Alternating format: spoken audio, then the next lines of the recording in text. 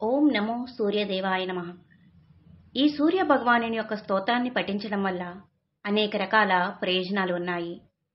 ఈ స్తోత్రం పఠించడం వల్ల మనకు ఆరోగ్యాన్ని, శక్తిని అందిస్తుంది మరియు వ్యాధులను తొలగించడంలో సహాయపడుతుంది. నిత్యం ఈ స్తోత్రాన్ని పఠించడం వల్ల శక్తిని పెంచుతుంది, మానసిక శక్తిని, మనస్సును, ప్రశాంతతను అందిస్తుంది. ఈ స్తోత్రం వల్ల మనకు శత్రువుల నుండి రక్షణ కల్పిస్తుంది, మనలో ధైర్యం మరియు ధర్మాన్ని కూడా అందిస్తుంది, మనసును శుద్ధి కూడా చేస్తుంది. ఈ స్తోత్రాన్ని నిత్యం భక్తి శ్రద్ధలతో పఠించడం వల్ల కష్టాలనేవి దరి చేరవు. ఏ కార్యం తలపెట్టినా విజయం మీ సొంతం. మీ జీవితంలో వెలుగులు నింపుతూ శాంతిని కూడా ఇస్తుంది. ఆ సూర్య భగవాని యొక్క ఆశీస్సులు ఎల్లప్పుడూ మీపై ఉంటాయి. దీవవూచుః నమస్తే రుక్స్వరూపాయ సామరూపాయ తే నమః. యజుఃస్వరూపరూపాయ సామ్నాం ధామవతే నమః. జ్ఞానైకధామభూతాయ నిర్ధూతాతమసే నమః. శుద్ధజ్యోతిస్వరూపాయ విశుద్ధాయ మలాత్మనే. చక్రిణే శంకినే ధామ్నే శార్ఘిణే పద్మినే నమః. వరిష్ఠాయ వరేణ్యాయ పరస్మై పరమాత్మనే. నమో అఖిల జగద్వ్యాపీ స్వరూపాయాత్మమూర్తయే. సర్వకారణభూతాయ నిష్ఠాయై జ్ఞానచేతసాం. నమః సూర్యస్వరూపాయ ప్రకాశాత్మస్వరూపిణే. భాస్కరాయ నమస్తుభ్యం తథాధినకృతే నమః. శర్వరీ హేతవే చైవ సంధ్యాజ్యోత్స్నాకృతే నమః. త్వం సర్వమేతద్భగవన్ జగదుద్భ్రమతాత్వయా.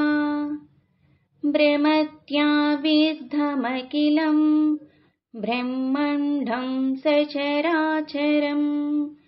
త్వదంశుభిరిదం సృష్టం సర్వం సంజాయతే శుచిః. క్రియతే త్వత్కరైః స్పర్శా జలాధీనం పవిత్రతా.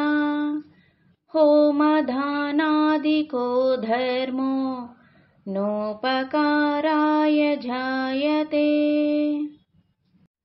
తావద్యావన్న సంయోగి జగదేతత్వదంశుభిః.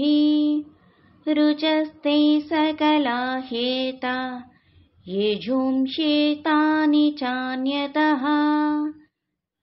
సకలాని చ సామాని నిపతంతి త్వదం గతః.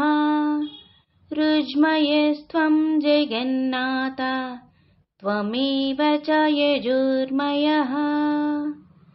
యతః సామమయశ్చైవ తతో నాథా త్రయీమయః.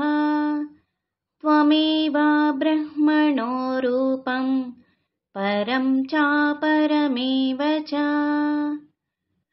మూర్తామూర్తస్తథా సూక్ష్మః స్థూలరూపస్తథా స్థితః. నిమేషకాష్టాధిమయః కాలరూపః క్షయాత్మకః. ప్రసీద స్వేచ్ఛయా రూపం స్వతేజః శమనం కురు. ఇదం స్తోత్రవరం రమ్యం శ్రోతవ్యం శ్రద్ధయా నరః. శిష్యో భూత్వా సమాధిస్థో దత్వా దేయం గురోరపి. ఇతి శ్రీ మార్కండేయ పురాణే పంచసప్తతితమోऽధ్యాయే దేవకృత శ్రీ సూర్యస్తోత్రం సంపూర్ణం. నా వీడియో కనుక మీకు నచ్చినట్లయితే లైక్ చేయండి, షేర్ చేయండి, సబ్స్క్రైబ్ చేయండి.